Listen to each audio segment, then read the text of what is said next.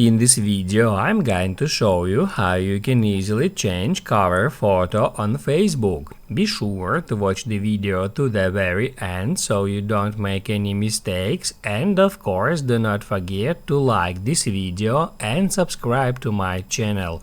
Thanks guys.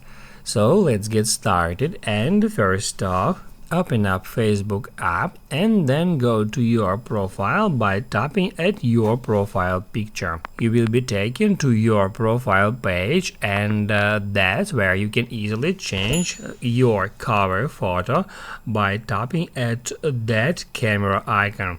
If we tap at camera, it allows us to upload new photo from your camera roll or to select photo from Facebook.